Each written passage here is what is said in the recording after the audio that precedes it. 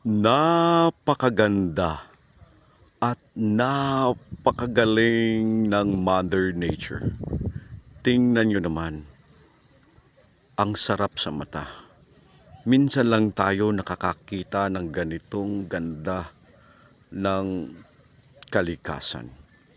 Napakasarap sa mata, hindi polluted ang paligid, at lalong-lalo na out of the noise pollution, out of the city.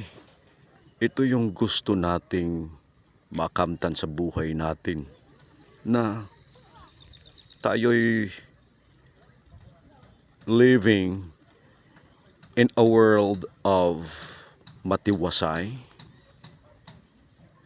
peaceful and quiet. Napakaganda. Tingnan yung mga bulubundukin